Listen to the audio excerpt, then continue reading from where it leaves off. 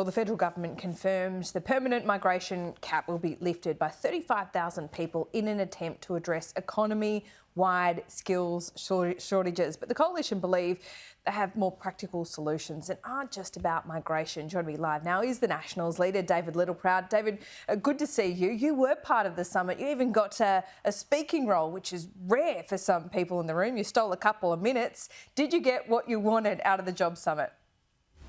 Well, I didn't get what I wanted, but I was able to articulate for regional Australia their concerns, their aspirations, their challenges that are somewhat more unique and acute than metropolitan areas. And that's why the Nationals took a pragmatic stance in attending, making sure that we highlighted the problems. And the math's pretty simple.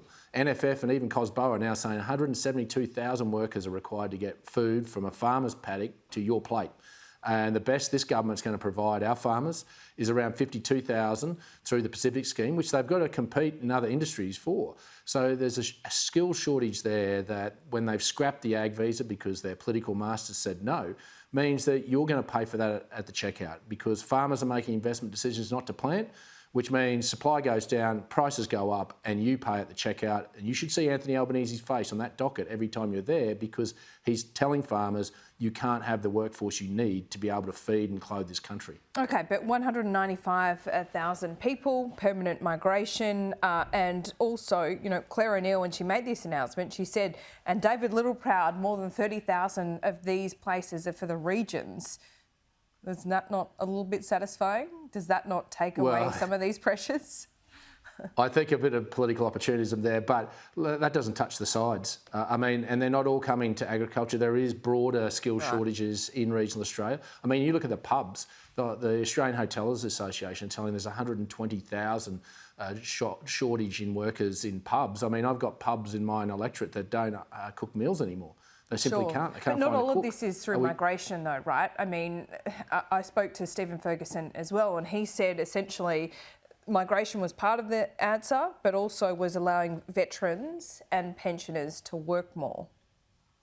Yeah, and look, the Nationals went there wanting to see pensioners and veterans, and I think Dylan Alcott made a very good contribution around allowing those on disability pension to also be part of that. And I think that's really where the ruler should have been run across.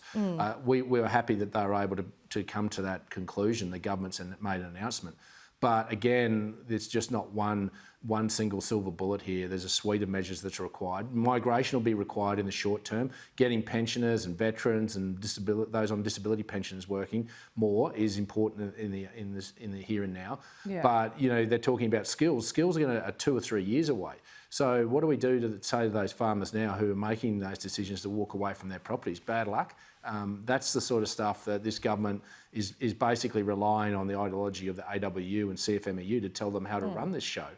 And that's the human toll that we're seeing when farmers. I met a farmer in Carnarvon who walked away from his property because he simply didn't have the confidence to plant a crop because he couldn't see anyone there to pick it. He was born on the place. It's a harrowing story about what people in regional Australia are facing. We think a pathway to permanent residency, giving the greatest gift Australians can give to anyone from around the globe, is to come and be an Australian citizen. If they come and work in regional Australia, get a pathway to that is a sensible, practical solution, working in ag or working in those skill shortages that are required.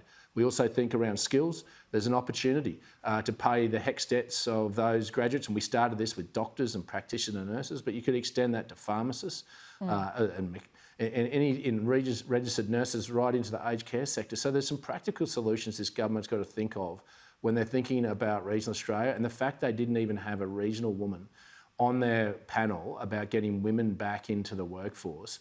They had no one representing 30% of women in this country. Just shows that we're an afterthought.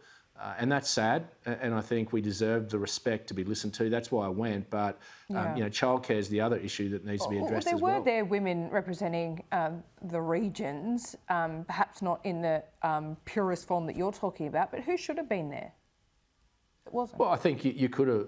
You could have had plenty of women strong women that represent, particularly in the childcare sector, the regional childcare sector, because you've got to understand it's not just about affordability for us, it's actually availability. We've got women in regional remote areas that simply can't return to the workforce because there's no one to look after their children. They have to make they have to make the sacrifice of not going back into their careers and simply being content with staying at home. Now, that's a great pursuit, I grant you that. But if they want to be able to do both, I think they should be. And it shouldn't matter what your postcode is. And that's why I grant you the government's going to spend a whole lot of money on affordability. They should be thinking about availability as well, particularly for regional women. And had they had a regional woman on that panel and they were able to put an Indigenous woman, which I think was very smart, but not to have a regional woman that understood the challenges for regional women to get back into the workforce was short-sighted when you exclude 30% of the population. You went in wanting veterans to be able to work more. Dylan Alcott upped that on Summit Day, as you mentioned. Are you satisfied with the outcome in that frame?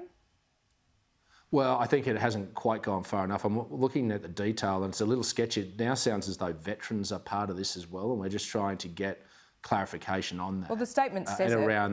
What clarification do you need? Well, it does, but then also, I also met with one of the senior groups that represent ageing, and they believe that it hasn't actually gone far enough. Now, they're still trying to work through the actual details of when it kicks in, and the reason they're trying to work through is the actual date that it kicks in.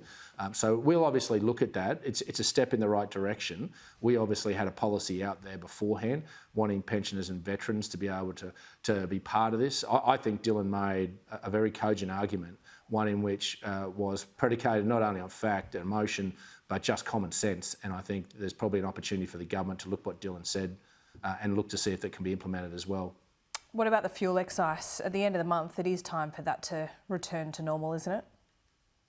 Well, this is where the modelling is important from Treasury. When we made this decision, we put out the modelling that said it'll be around 6 months' worth that'll be required because of the geopolitical issues that were happening, the forces within supply chains, that it would be required for 6 months. Now, if that has changed, then the government should be open and transparent with the Australian people, because cost of living is really hurting out there. It's not just fuel, it's your groceries because they don't have labour. There's the electricity because Anthony Albanese they seem to have come down though. Have you noticed that fresh fruit and vegetables seems to have come down a lot in the last couple of weeks? Do you have some insight as to why that is? Some of that's seasonal, around the end of a season, more so than anything else, and that's where the constraints will now be as farmers make those decisions to plant for the summer months, and that's really just a hangover of seasonal. All right, you haven't said anything about foot and mouth disease for a while. Can we assume that risk has subsided and things seem under control? No, it hasn't. It's just been drowned out by the Jobs Summit. In fact, I got a briefing by the department last week, and they were very evasive around the curve in where this was trajecting in Indonesia. They weren't game to say that it had plateaued or was going down. They were very evasive. So I understand that it's still sweeping across Indonesia in parts. They say that they've got it contained in others. But of all the vets that Murray Watt said he was going to take to Indonesia, they're tapping in and out, and there's only been one there. Since FMD really hit hard, and when it really hit hard is when it went to Bali. So we're obviously still concerned about this government. They've been very slow to act on it. This would cost you $80 billion, and if you think your groceries are dear now, wait till this hits. So Murray White needs to be a little bit more decisive in terms of what he's doing, and transparent. I think the Senate inquiry that's on at the moment will clearly articulate that there are more actions this government could take to protect Australian agriculture and protect our food security. And any idea why Newspoll is so bad for the Liberals and the Coalition?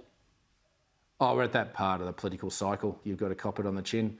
The Australian people voted on the 21st of May. They, no matter who they vote for, they want their governments to be successful. I think this is just saying that, you know, we want to tell the country we got it right. This government now will have to make some decisions. They will have to stop talking and start acting. I think the budget will be the first step on that. But you've got to listen, you've got to learn, you've got to understand, and we've got to rebuild trust. You know, that's really the pragmatic way of politics. It hasn't changed for generations. I don't think it'll change anytime soon. And just before I let you go, you and Daniel Walton have been lobbing up some serves at each other. Did you sort that out at the Jobs Summit? No, I didn't come across Mr. Walton, but I don't think a lot of Mr. Walton. I mean, for him to walk into embassies and trash the reputation of Australian farmers and our own reputation, saying that farming families that exploit their workers is just disgusting. And the guy want to have a good hard look at himself. He's adding to the cost of living pressures that Australians are feeling because the Labor Party's doing what he tells them to. So Mr. Walton and I don't think we'll be sharing a beer anytime soon. All right, David Littleproud, no fan of the unions. Shock me. Okay, I'll see you soon. Thanks so much.